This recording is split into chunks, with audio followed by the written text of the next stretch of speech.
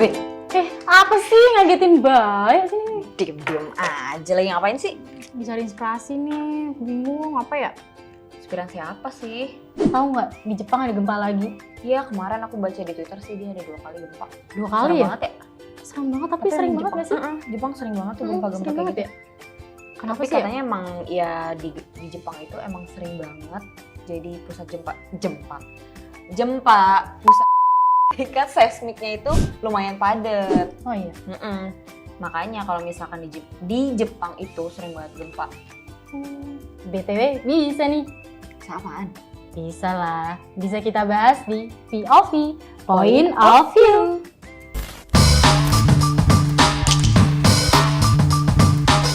Tapi tahu nggak sih, adanya sistem mitigasi ini malah buat korban-korban di Jepang itu malah jadi minim banget. Iya ya. Kalau ada persiapan di awal kan semuanya jadi bisa lebih terencana dan terkendali ya. Yes. Tapi kamu tahu nggak sih gimana tanda-tanda sebelum gempa tuh? Gimana? Ya goyang-goyang lah. Ya nggak salah sih. Tapi kalau misalkan yang aku tahu nih ya, gempa itu pakai teknologi mitigasi gempa. Jadi salah satunya itu di Jepang tuh ada yang namanya peringatan earthquake early warning. Nah itu tuh bakal efektif banget. Nah biasanya itu ada di handphone gitu kalau di Jepang. Keren banget ya, di Indonesia belum ada yang kayak gitu kan? Iya benar. Bahkan ya peringatan itu bisa berupa sirine. Jadi nanti HP kamu tuh bakal bunyi gitu. Ada alarm tersendiri yang bakal ngasih tahu kalau misalkan bakal ada gempa atau emang bentar lagi terjadi gempa. Oh, tahu tuh. Itu aku pernah baca. Katanya sih teknologi kayak gitu tuh pakai sensor-sensor kayak apa ya namanya? Akselerometer, terus steinmeter, GPS gitu-gitu deh. Pokoknya itu tuh strategis banget. Itu di tempat-tempat yang strategis di Jepang terus disebarin kayak gitu. Indonesia kayaknya harus niru kayak gitu ya. Iya, kan udah tahu sendiri kan Indonesia juga banyak banget gempa. Tapi nih ya, mungkin yang bisa ditiru juga sama Indonesia ya. Jepang nih ada banyak juga cara-caranya loh mitigasinya. Ada tuh seluruh siaran TV tuh menyiarkan atau beralih lah pada siaran-siaran gempa kayak gitu. Jadi ngeberitain tuh semua orang yang lagi lihat TV bisa tahu. Terus yang kedua tuh ada ransel darurat juga. Jadi orang-orang Jepang tuh udah nyiapin dan memang disuruh sama pemerintahnya. Ada satu ransel isinya ya P3K lah, baju-baju, pokoknya udah siap banget lah. Terus yang ketiga apa ya? Ini edukasi terhadap ibu rumah tangga. Ibu rumah tangga kan penting banget ya untuk tahu dan untuk mempersiapkan orang-orang di rumahnya gitu ya. Tapi selain ibu rumah tangga, Jepang nih juga mikirin penting banget untuk ngasih tahu anak-anak gitu, anak-anak kecil sedari dini tentang mitigasi Jepang. Mitigasi bencana gitu ya di Jepang.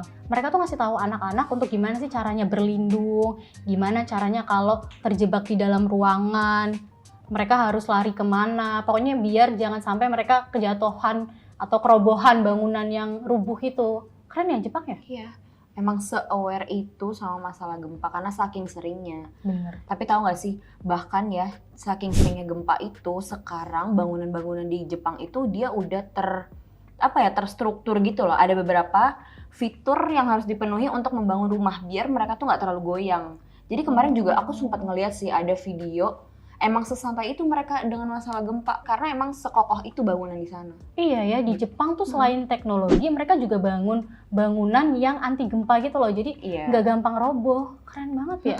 Tapi tahu nggak sih Sa? Jadi kalau misalkan di Jepang itu dia itu ada beberapa fitur yang harus dipenuhi untuk membangun rumah. Jadi kayak buat bangun-bangun rumah itu dia itu ada fitur-fitur tersendiri.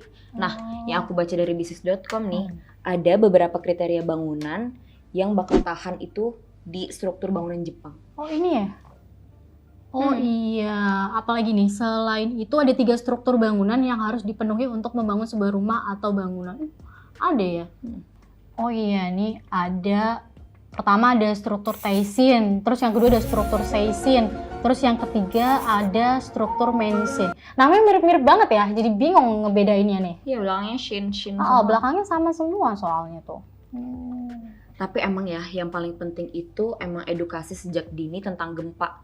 Apalagi ya bukan gempa aja sih, bencana-bencana lain. Tapi kan emang di Jepang itu paling sering adanya gempa. Nah makanya itu edukasi gempa itu yang paling penting. Jadi kalau misalkan ada sesuatu, misalkan kita sendiri ada sesuatu ya kita udah lebih cepat tanggap nggak sih? Karena kan ya udah tahu apa aja nih yang harus dilakuin kalau misalkan ada gempa.